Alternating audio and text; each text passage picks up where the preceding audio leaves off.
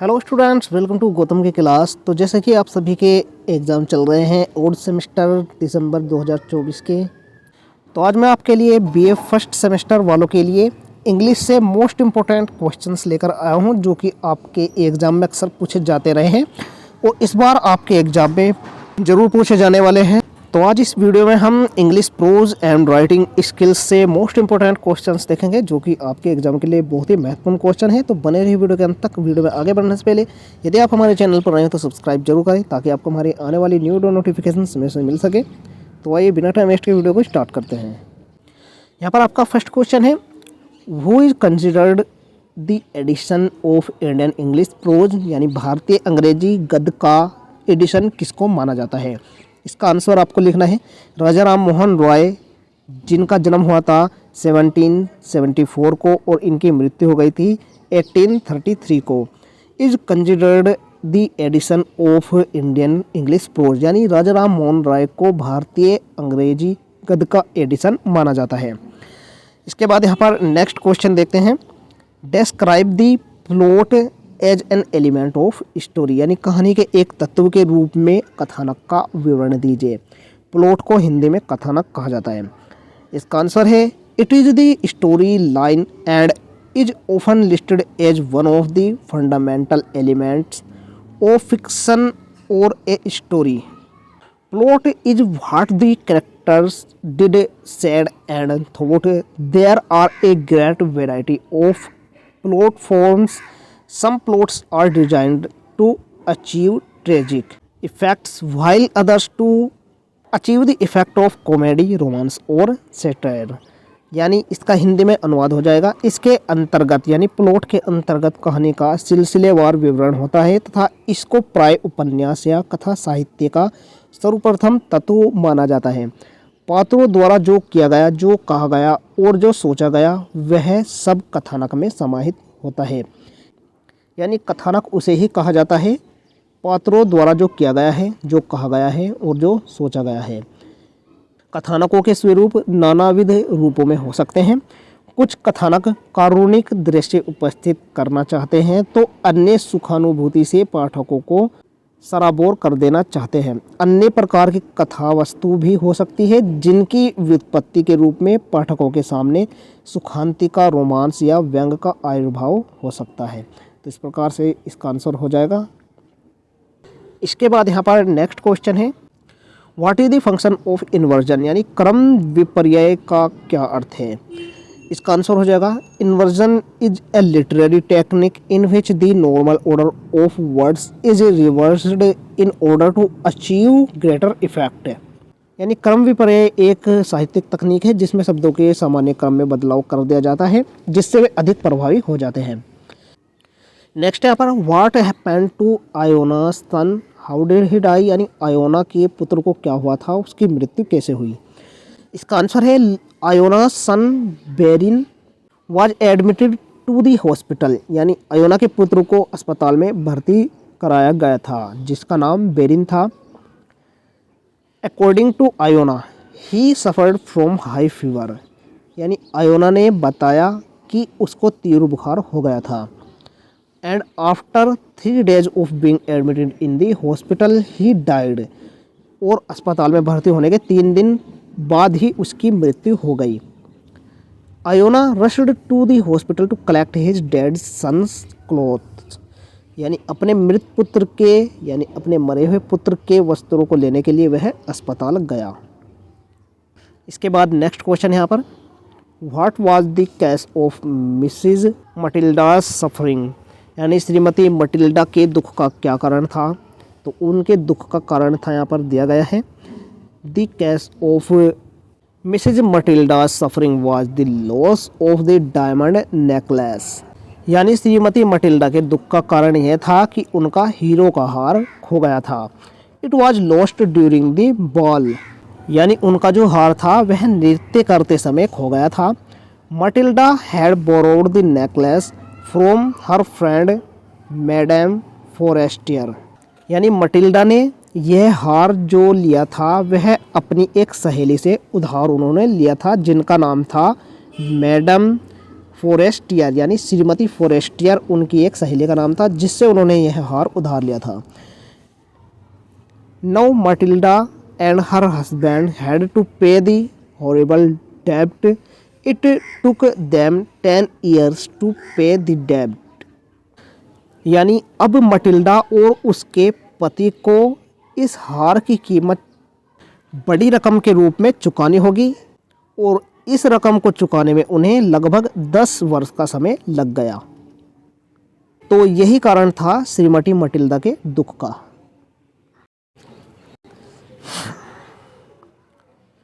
इसके बाद यहाँ पर नेक्स्ट क्वेश्चन है, discuss the child psychology as is shown in the story the lost child.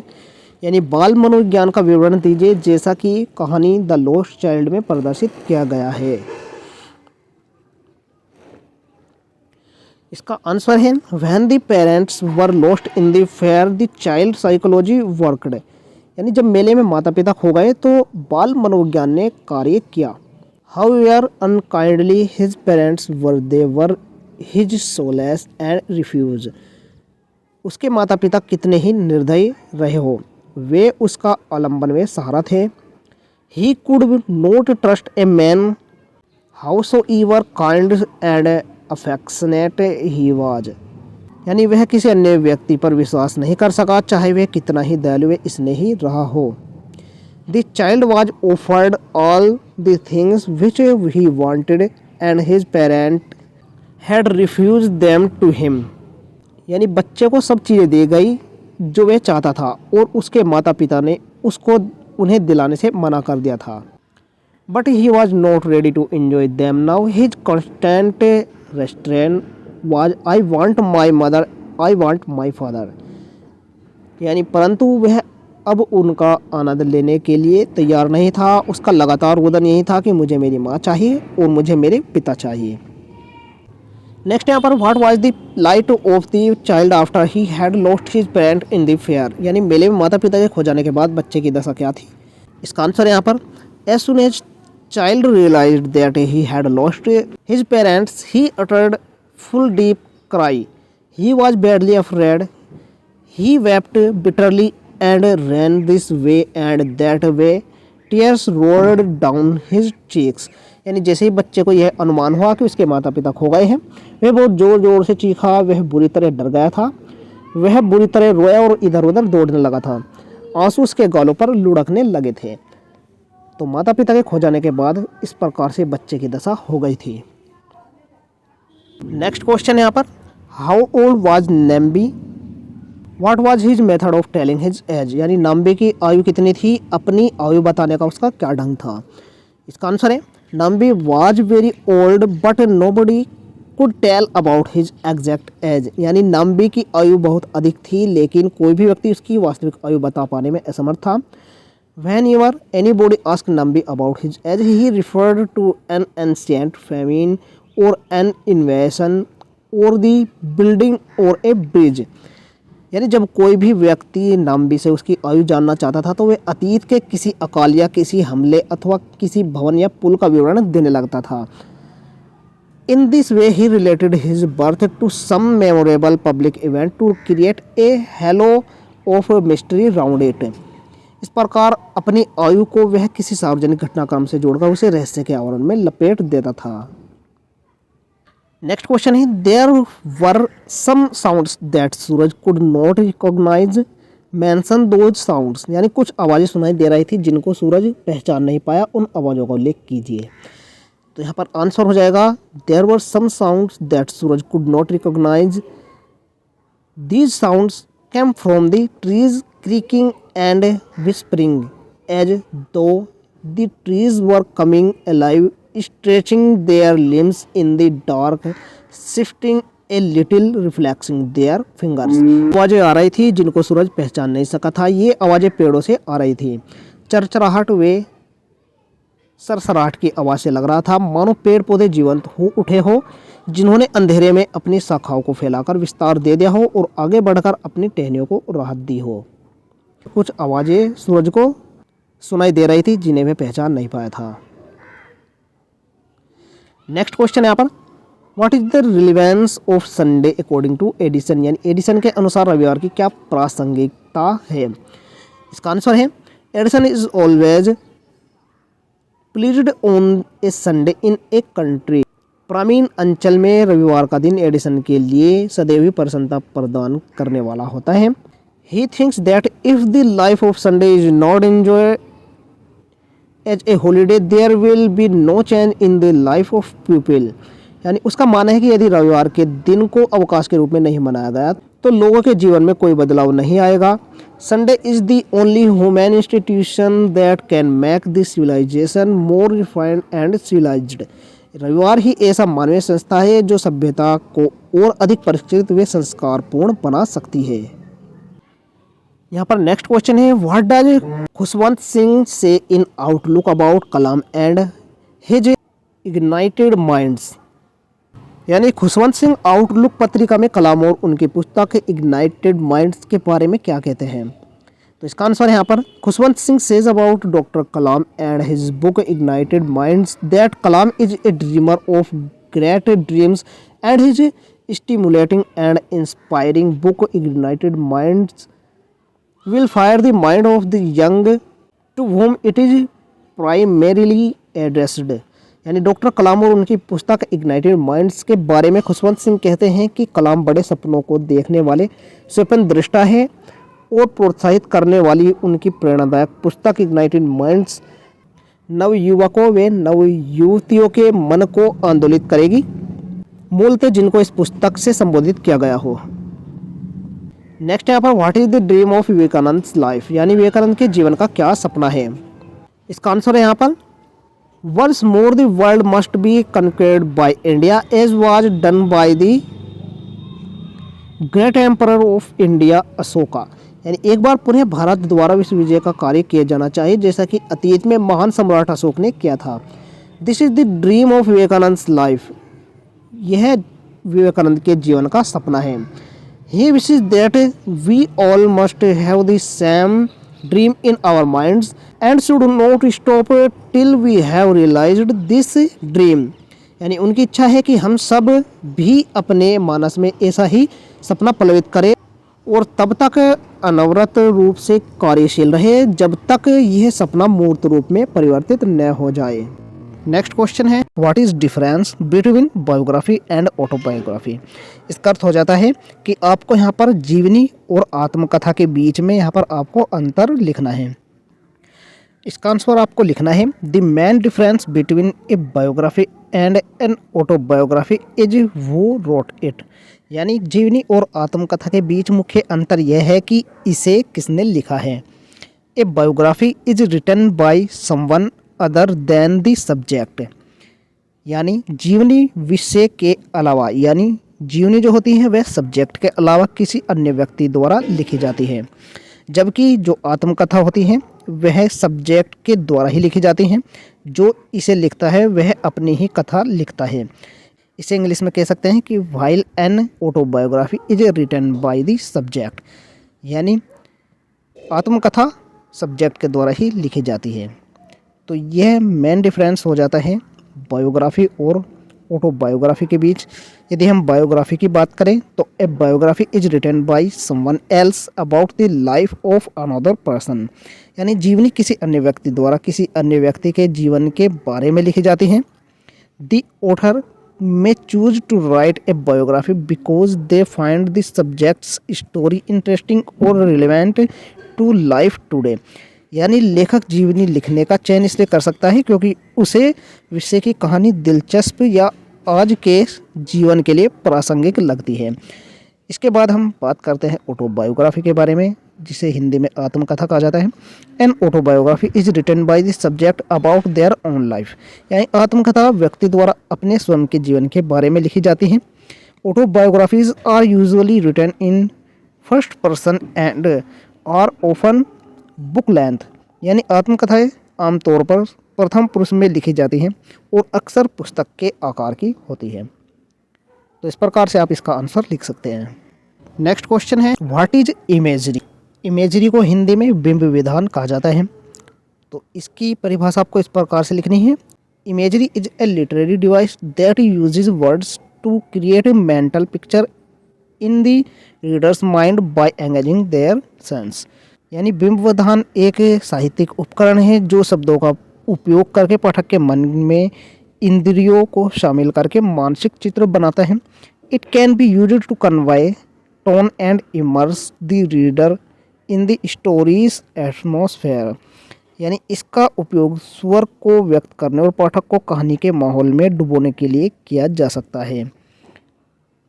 Imagery can be found in many types of writing, including novels, short stories, speeches and advertising। यानी imagery कई तरह के लेखन में पाई जा सकती है जिसमें उपन्यास, लघु कथाएं, भाषण और विज्ञापन शामिल हो सकते हैं। इसके बाद हम यहाँ पर नेक्स्ट क्वेश्चन देखते हैं, व्हाट इज कंटेंट राइटिंग। यानी कंटेंट राइटिंग क्या है। इसका आंसर आप यहाँ पर लिख सकते हैं, content writing is the process of planning, writing and editing web content typically for digital marketing purpose. It can include blog posts and articles, scripts for videos and podcasts, as well as content for specific platforms such as tweet storms on Twitter or text post on Reddit। इसे हम हिंदी में इस प्रकार से कह सकते हैं कि डिजिटल मार्केटिंग उद्देश्यों के लिए कंटेंट राइटिंग योजना बनाने, लेखन व संपादन की एक प्रक्रिया है जो वेब कंटेंट के लिए की जाती है। इसमें ब्लॉग पोस्ट्स और लेख, वीडियो के लिए स्क्रिप्ट और पॉडकास्ट के साथ ही विशिष्ट मंचों तथा ट्विटर पर ट्वीट स्टॉर्म्स या रेडिट पर टेक्स्ट पोस्ट शामिल है। Content writing is not an expression of the author's personal voice, but it is about conveying information for a specific purpose. To succeed as an high quality content writer, it requires a somewhat different skill set। इसे हिंदी में कह सकते हैं कि content writing के अंतर्गत लेखक के स्वयं के विचार की प्रतिध्वनि नहीं होती है, अपितु इसका उद्देश्य किसी विशेष पहलू की जानकारी कराना होता है। कंटेंट राइटर के रूप में महारत हासिल करने के लिए इसमें कुछ विशिष्ट कौशल की आवश्यकता होती है। इस प्रकार से आप इसका आंसर लिख सकते हैं। आइए हम यहाँ पर नेक्स्ट क्वेश्चन देखते हैं, why does Charles Lamb call his essay a reverie. यहाँ पर ए रेवरी का मतलब होता है एक श्रद्धा, यानी चार्ल्स लैम्ब ने अपने निबंध को ए रेवरी कहकर ही क्यों पुकारा। इसका आंसर हो जाएगा, the essay is submitted as a reverie because Lamb never married and so he never had children. In the essay he created an imaginary picture of a happy conjugal life, a picture of a happy finally dissolve in nothing as he comes back to reality. इसको हिंदी में हम इस प्रकार से कह सकते हैं कि निबंध को रेवरी के रूप में प्रस्तुत किया गया है क्योंकि लैम्ब ने कभी शादी नहीं की थी और इसलिए उसके कभी बच्चे नहीं थे। उनके द्वारा बनाए गए निबंध में सुखी दाम्पत्य जीवन की एक काल्पनिक तस्वीर, एक सुखी की तस्वीर अंततः वास्तविकता में वापस आते ही शून्य में विलीन हो जाती है। नेक्स्ट क्वेश्चन यहाँ पर, what is the message APJ Abdul Kalam wants to convey through his essay patriotism beyond politics and religion. इसका हिंदी में अर्थ हो जाएगा, राष्ट्रभक्ति, राजनीति, संस्कृति और धर्म के बारे में एपीजे अब्दुल कलाम के क्या विचार हैं। इसका आंसर हो जाएगा यहाँ पर, one aspect which doctor Kalam realises is that the central theme of any religion is spiritual well-being. It should be understood that the foundation of secularism in India has to be derived from spirituality. This vision will bring about a renaissance to the nation। यानी एक पहलू जिस पर doctor कलाम ध्यान केंद्रित करते हैं वह है किसी धर्म का मूल सार होता है आत्मिक उन्नति करना। यह समझ लिया जाना चाहिए कि भारत में धर्मनिरपेक्षता का आधार उसकी आध्यात्मिकता हुई है। यह समझ लिया जाना चाहिए कि भारत में धर्मनिरपेक्षता का आधार उसकी आध्यात्मिकता ही है। यही सोच देश में नवचेतना या पुनर्जागरण लाएगी। What is difference between formal essay and impersonal essay. यानी आपको यहाँ पर फॉर्मल एसे और इम्पर्सनल एसे में अंतर लिखना है। इसका आंसर हो जाएगा यहाँ पर the formal essay is with the conformity to accepted rules और customs and follow the established rule and rare regular in design. Formal essay not only exposes the writer of the essay but side by side it gives a solid base to the subject matter of the essay. यानी इसे हम हिंदी में कह सकते हैं कि formal निबंध में नियमबद्धता व परिपाटी का पूरा ध्यान रखा जाता है. इसका खाका स्थापित मानदंडों के अनुसार ही होता है. इस प्रकार का निबंध न केवल लेखक के व्यक्तित्व को ही उजागर करता है बल्कि विषय सामग्री को भी ठोस आधार प्रदान करता है. इसके बाद इम्पर्सनल एसे की बात करें तो ऑन द अदर हैंड यानी इसके विपरीत impersonal essay is not as strict as a formal essay. It can still be informative or reflect a certain perspective effectively. It is just more loosely written. यानी impersonal निबंध में formal निबंध की तरह नियमों की कठोरता से आबद्ध नहीं हो जाता है. इसके द्वारा जानकारी की प्राप्ति होती है या किसी परिकल्पना को यह प्रतिबिंबित करता है. यह किसी बंधन में न बंधकर शिथिलतापूर्वक लिखा जाता है. तो इस प्रकार से आप अंतर लिख सकते हैं फॉर्मल एसे में और इम्पर्सनल एसे में. इसके बाद यहाँ पर नेक्स्ट क्वेश्चन आ जाता है डिफाइन द टर्म एनालॉजी. यानी एनालॉजी को परिभाषित कीजिए. एनालॉजी को हिंदी में कहा जाता है सादृश्य. इसका आंसर हो जाएगा an analogy is a literary technique in which two unrelated subject are compared for their shared qualities. यानी एनालॉजी या सादृश्य एक साहित्यिक तकनीक है जिसमें दो भिन्न पदार्थों की तुलना की जाती है उस तत्व के साथ जो दोनों में समान रूप से उपस्थित हो. Unlike a similar or a metaphor, an analogy is a bit more complex. यानी उपमा या रूपक के विपरीत सादृश्य की प्रकृति कुछ अधिक जटिल होती है.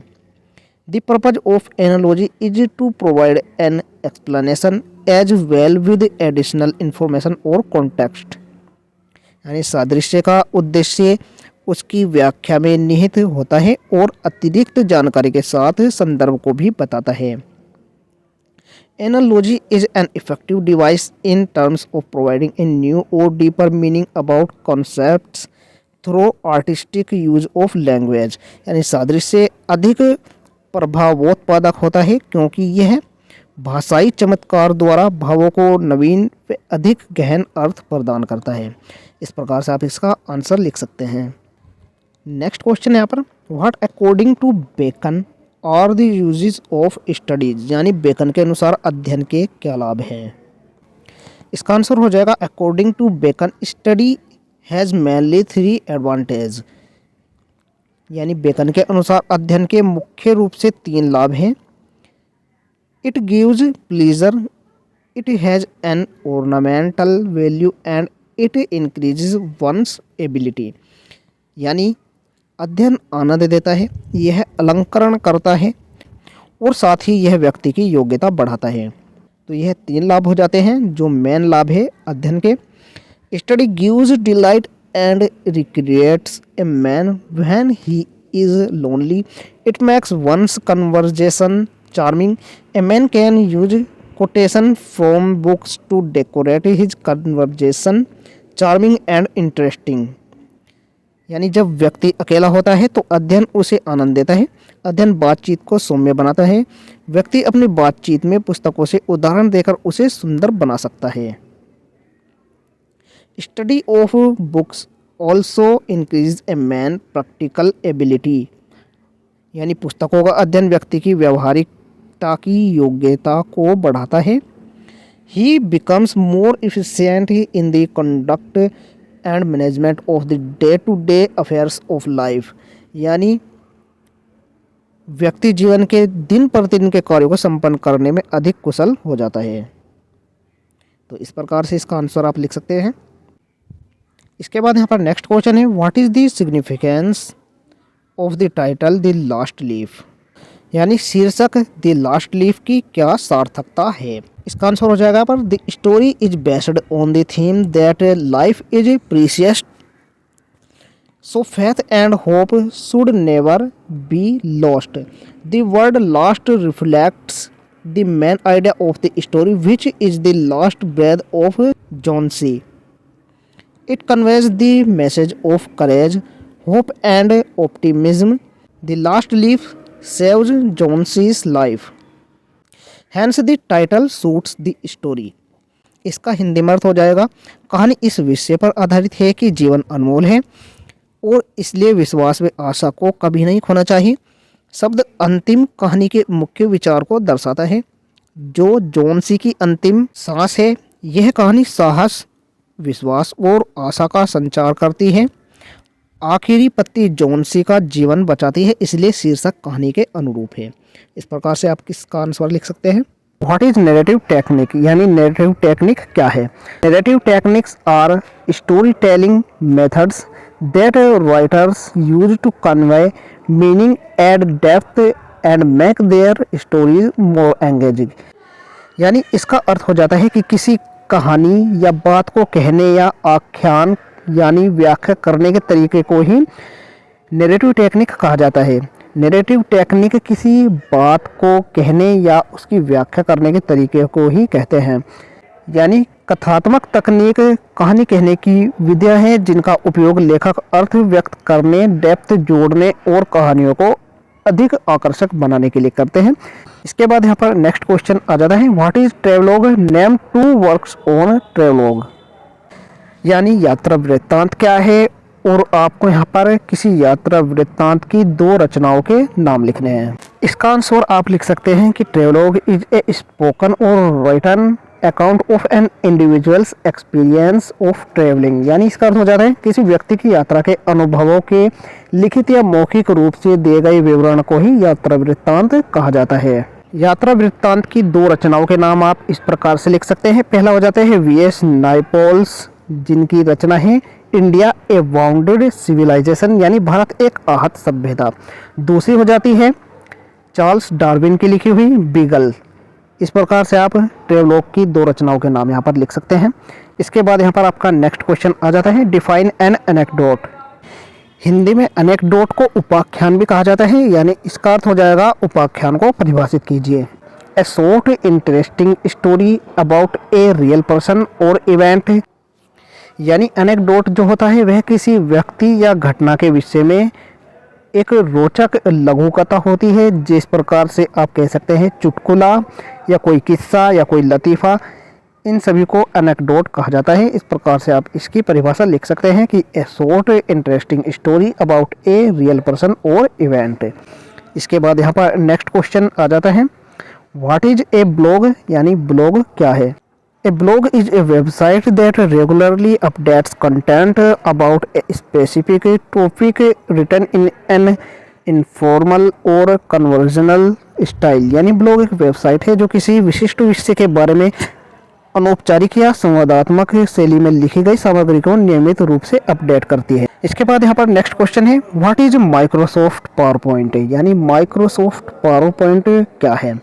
इसका उत्तर आप लिख सकते हैं, Microsoft power point is a professional presentation programme that allows the user to create presentation slides that can be displayed on the computer screen or through a projector that is plugged into the computer।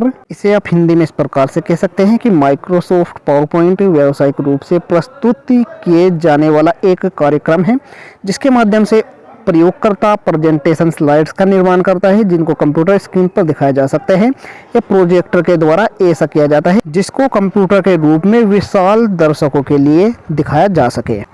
What does Swami Vivekananda ask the young man to do in the essay the conquest of the world by Indian thought.